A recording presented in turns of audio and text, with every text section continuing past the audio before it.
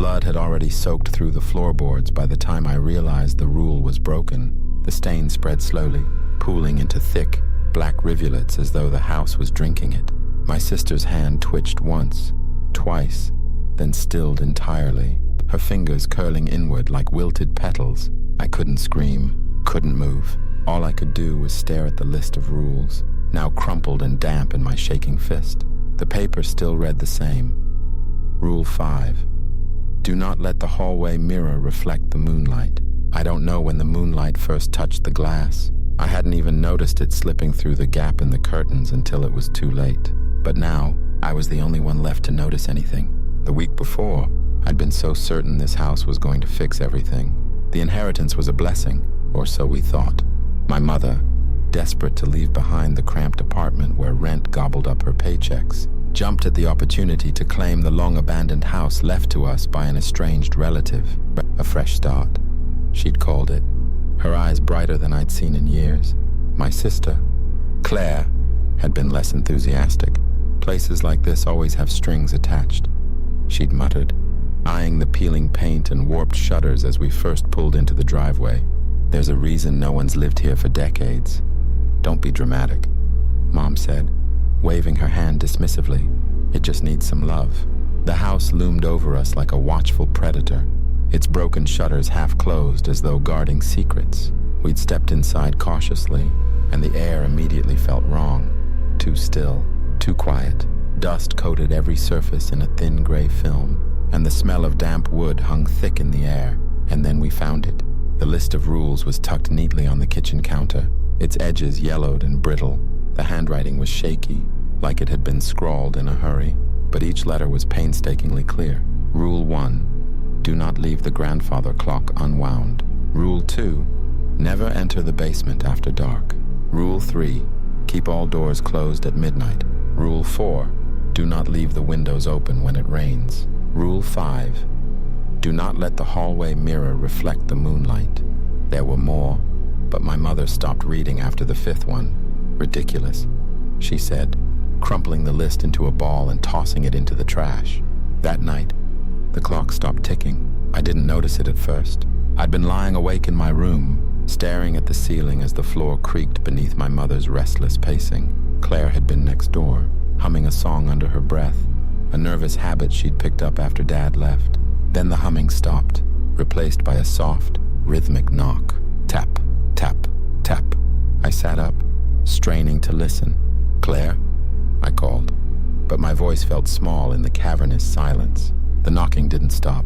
It seemed to echo down the hallway, growing louder, sharper. I crept to my door, my bare feet brushing against the splintered wood. As I stepped into the hallway, the temperature dropped suddenly, and I could see my breath misting in the air. The grandfather clock stood at the end of the hall, its hands frozen at 11:47. I turned back toward Claire's room, only to find her standing behind me, her face pale. "Why did you stop the clock?" she whispered. I didn't. The knocking grew louder, faster. We rewound the clock. We didn't question it. But the next night, Claire forgot to close her bedroom door before midnight. I'd been half asleep when I heard the scraping. At first, I thought it was her moving furniture. Then came the sound of heavy breathing, wet and guttural, followed by a low, growling chuckle. When I ran to her room, the door was wide open, and Claire was standing in the middle of it, trembling. Behind her, a shadow stretched across the walls, a figure with no discernible features, only 2 pinpricks of glowing red where its eyes should have been. "I'm sorry," Claire whispered. The shadow lunged. The next morning, we found Claire curled in the corner of her room, her arms wrapped tightly around her knees. She wouldn't speak. She wouldn't even look at us. Her face was ashen, her lips cracked and dry. When I touched her shoulder, she flinched, recoiling as though my hand were made of fire. "She just needs rest," Mom said, but her voice lacked conviction. She wouldn't admit it aloud, but she'd seen the same thing I had. The faint hand-shaped bruises wrapped around Claire's neck. The list reappeared that morning, neatly unfolded on the kitchen counter, as though it had never been crumpled or thrown away. "What the hell is this?" Mom asked, picking it up. I snatched it from her hands, reading the rules over again, more carefully this time. My heart sank when I noticed a new addition, written at the bottom in the same spidery handwriting. Rule 6. Do not speak of what you see at night. What is that supposed to mean? Mom pressed, but I ignored her. Instead, I crept back to Claire's room. She was still sitting in the corner, her body stiff as a mannequin. Her wide, unblinking eyes tracked me as I sat beside her. "Claire," I whispered. "What happened last night?" She didn't respond, not with words. Instead, she slowly turned her head toward the window. I followed her gaze and felt my stomach lurch. The glass, which had been frosted over with condensation earlier, now bore a single word scrawled in the moisture: run. We didn't run. We couldn't. By the third night, the house had tightened its grip on us. The shadows in the corners grew darker, stretching and twisting in impossible ways. I started hearing voices, soft, whispering things I couldn't quite understand, but their tone made the hairs on my neck stand on end. Mom brushed it off, refusing to acknowledge that something was wrong. "It's just an old house," she insisted. Her smile stretched too thin. "All houses make noises." That night, it rained, and the windows stayed open. I woke to the sound of dripping. At first, I thought it was just the rain seeping through the cracks in the roof, but the sound was too close, too steady. Drip, drip, drip. I sat up in bed, my pulse quickening. The room was pitch black, but I could hear something moving just outside my door. Heavy, deliberate footsteps squelching against wet wood. I crept toward the noise, my breath hitching with each step. When I reached the hallway, I froze. The walls were streaked with water, rivulets of crimson trickling down to the floor. At the end of the hallway stood Mom, her nightgown drenched, her head tilted back unnaturally. Her mouth was open, stretched far too wide, and water poured out of it in a steady stream. Her eyes snapped to mine, and she spoke, though her lips never moved. "Close the windows." My feet refused to move. The whispering started again, louder this time, and the shadows around her seemed to swell and writhe. Her voice, layered and hollow, echoed again. "Close the windows." I bolted back to my room and slammed the door shut. The next morning, she was fine. Or, at least, she seemed fine. She didn't mention the rain. She didn't mention the night. But when she walked into the kitchen, her footsteps left wet, red stains on the floor. That morning, I tried to convince Mom to leave. Claire sat silently at the kitchen table, tracing invisible patterns on the wood with a trembling finger, while I stood in front of Mom, gripping her shoulders. "We have to go," I said, my voice shaking. "This house, it's doing something to us." Mom pulled away, her face pale but resolute.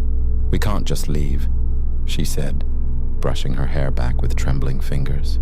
"Where would we go? What about the inheritance? This is our home now." "It's not a home," I snapped. "It's a trap." Claire spoke then, her voice a hoarse whisper. "There's no way out." Both of us turned to look at her. "What do you mean?" I asked, kneeling beside her. Her eyes met mine, hollow and rimmed with dark circles. "The doors won't open," she said.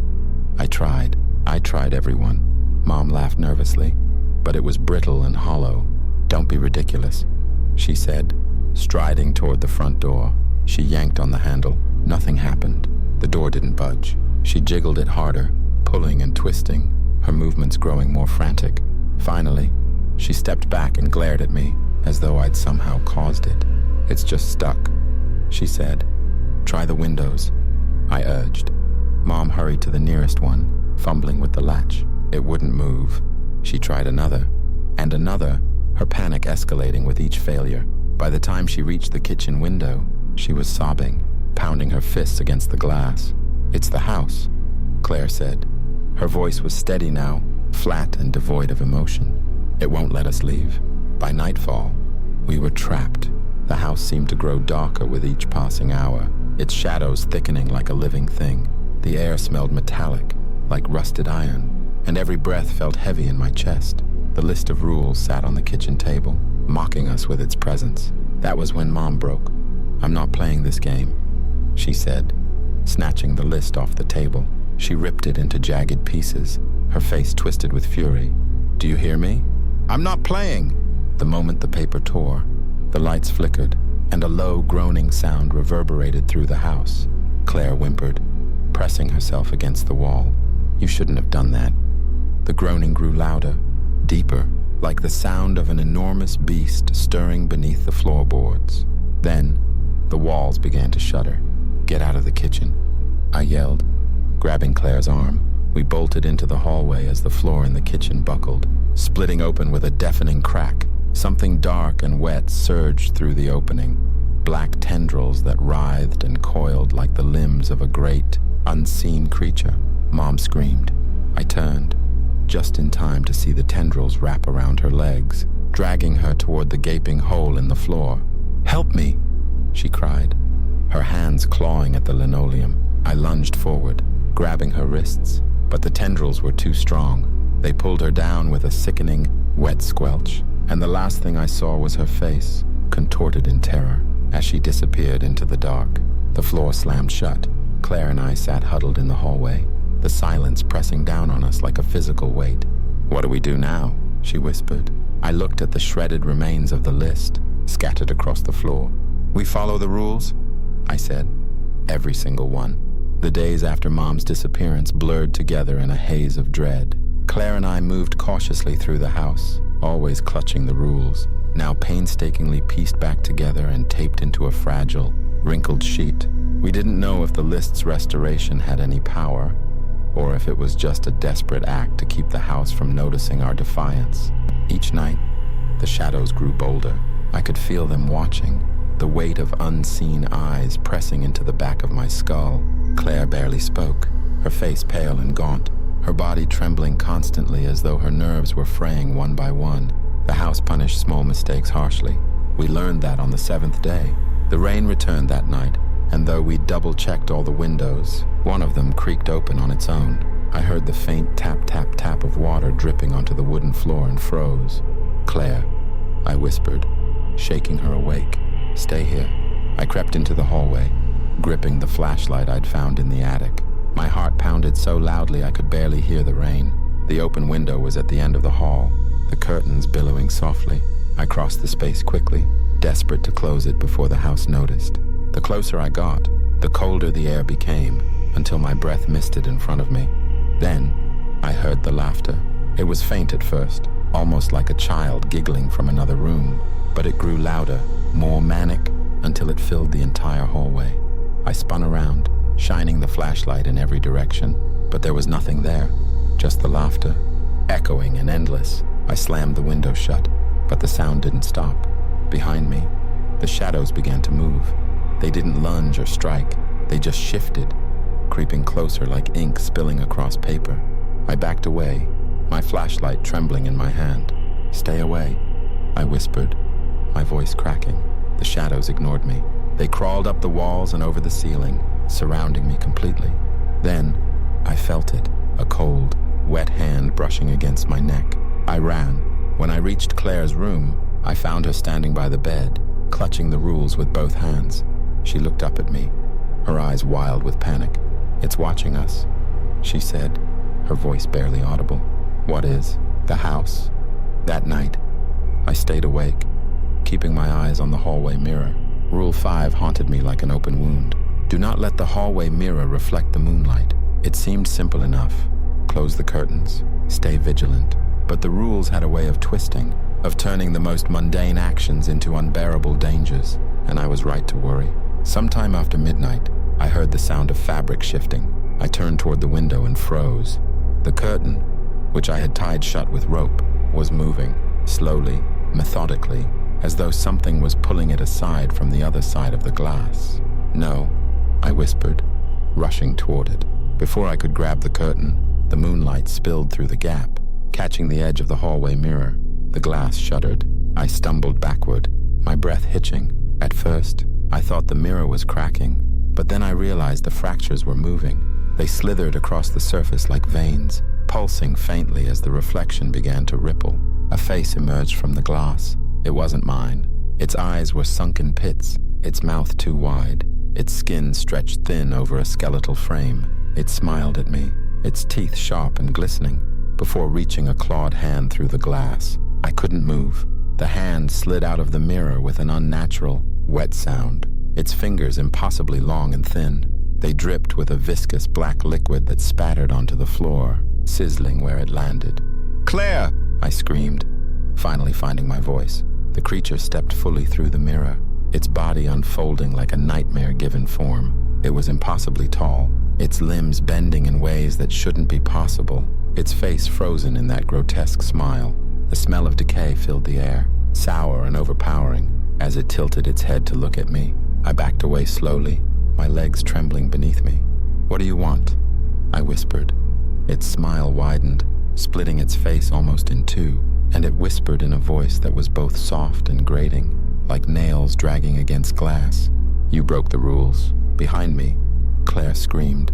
I turned to see her standing in the doorway, the list clutched to her chest, her eyes locked on the creature. She took a shaky step backward, her lips trembling as she tried to speak. "We'll fix it," she stammered. "We'll follow the rules." "Please don't." The creature moved faster than I could process.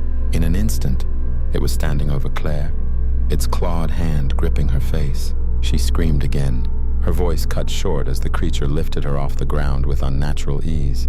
"Don't touch her!" I shouted, rushing forward.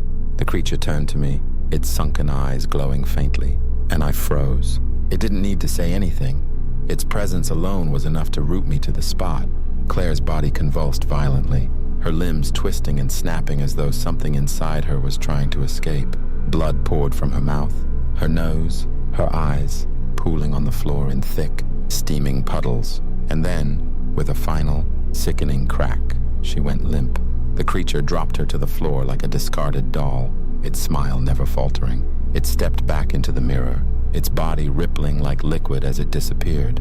The glass solidified behind it, the fractures vanishing as though they'd never been there. I don't know how long I sat there, staring at Claire's lifeless body. The silence was deafening, the house pressing down on me like a suffocating weight. She was gone.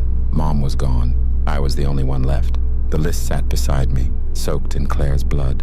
I picked it up with trembling hands, my vision blurred with tears. At the bottom of the page, a new rule had appeared, written in dark, spidery ink. Rule 7. The last must finish the ritual. I stared at the words, my chest tightening as a cold, sinking realization settled over me. The house didn't just want obedience. It wanted something more. I sat there for what felt like hours, clutching the bloodied list as if holding it could make any of this stop. My tears blurred the words, but they wouldn't go away. The last must finish the ritual. What ritual? I wanted to scream. I wanted to tear the house apart with my bare hands, to set fire to the cursed walls and watch it burn. But I knew it wouldn't matter. The house wouldn't let me leave. It wouldn't let me win. And now it wanted something from me.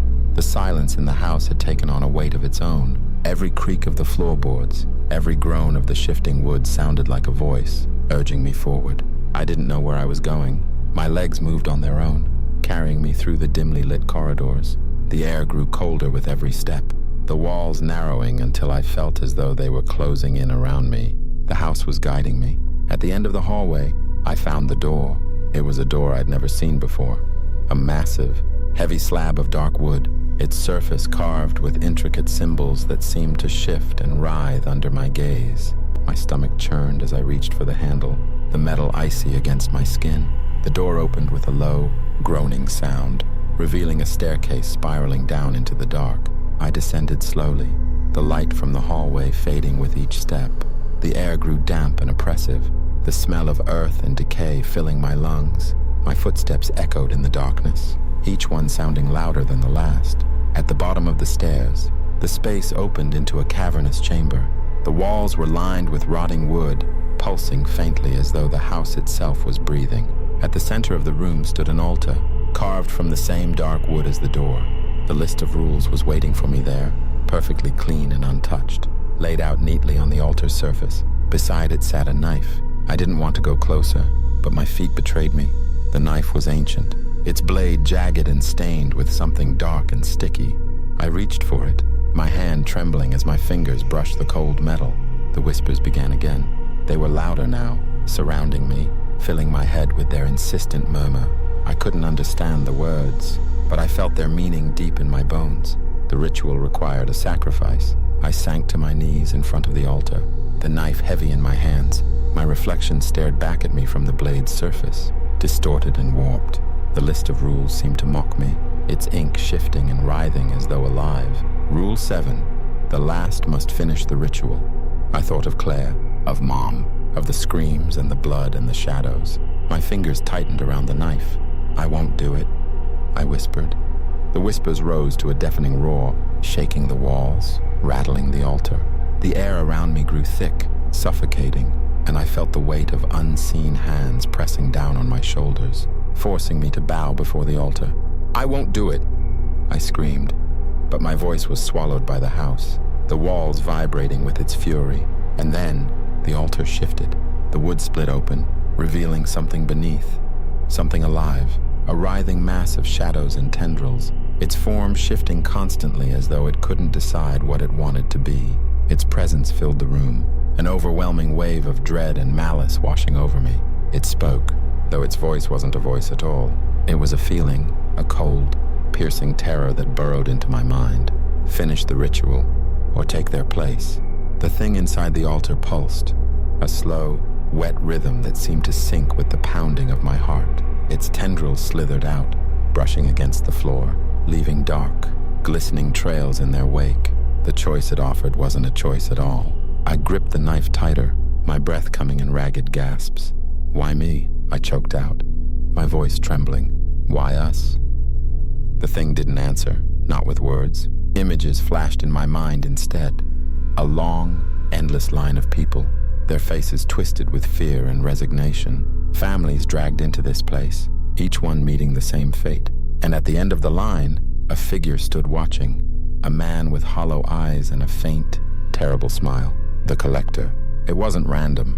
The house had called to us, just as it had called to all the others before us. Because it was hungry, I sank to my knees, my fingers loosening around the knife. The whispers grew louder, more insistent, pressing against the edges of my mind like nails scraping across my skull. Finish the ritual, or take their place. The weight of the words crushed me. If I refused, the house would devour me, just as it had taken Mom and Claire. My existence would be erased, my body absorbed into the thing that pulsed beneath the altar. But if I finished the ritual, I didn't know what would happen. I looked at the list one last time, the ink shimmering faintly in the dim light. The rules had brought us to this moment, each one a step deeper into the trap. The house had planned this all along. It didn't matter what I chose. Either way, it would win. The knife felt impossibly heavy in my hand as I stood. My knees shook, threatening to give out beneath me, but I forced myself to stay upright. "I'll do it," I said, the words barely more than a whisper. The altar pulsed, a ripple of approval radiating through the room. The thing inside it shifted, its tendrils curling inward like a satisfied predator. I raised the knife, my hands trembling. The blade glinted faintly, its jagged edge catching the weak light. And then, I turned it on myself. I don't remember falling. The pain was brief, a sharp, white-hot burst that faded almost as quickly as it came. My vision blurred, the edges of the room dissolving into darkness. But I wasn't alone. The whispers grew softer, their tone almost pleased. The thing inside the altar was still there, its presence pressing against me, but it no longer felt hostile. It felt hungry. The last thing I saw was my reflection in the surface of the knife, distorted and unrecognizable. And then, everything went black. When I woke, I wasn't in the house anymore. I was standing in an empty room, the walls bare and featureless. The air was still, oppressive, and the only sound was the faint ticking of a clock.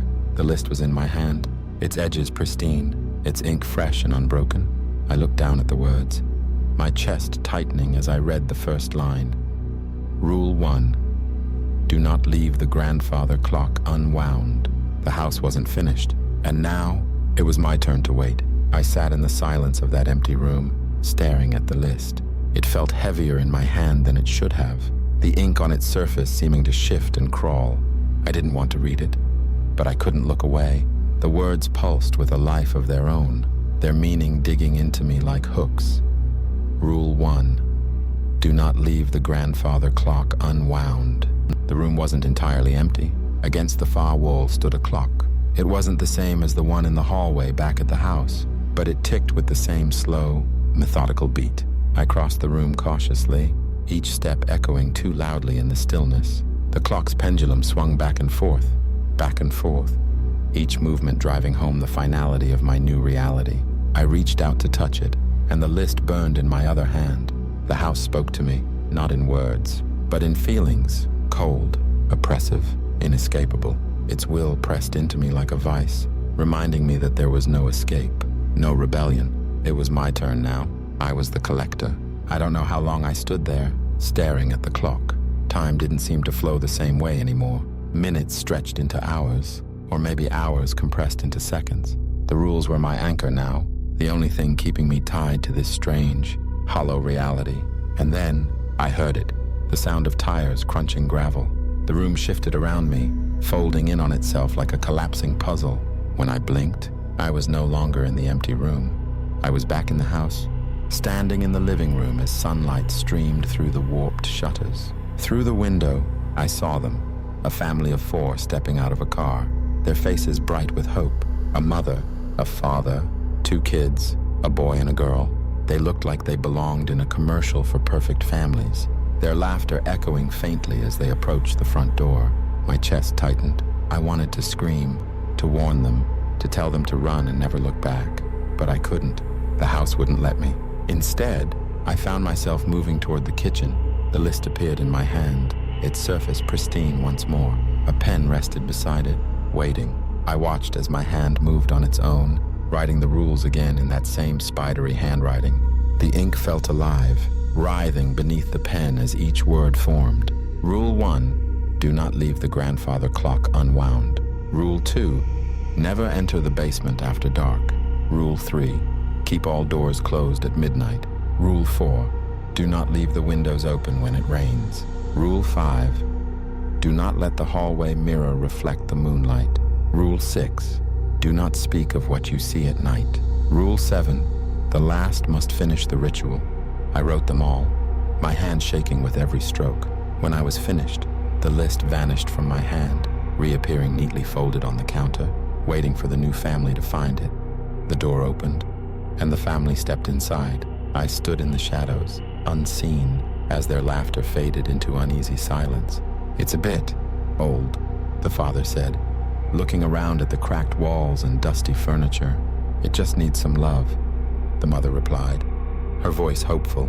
The boy wandered toward the grandfather clock, his curious fingers brushing against its surface. I wanted to scream at him to stop, to tell him what would happen if he made a mistake, but the house wouldn't let me. All I could do was watch and wait.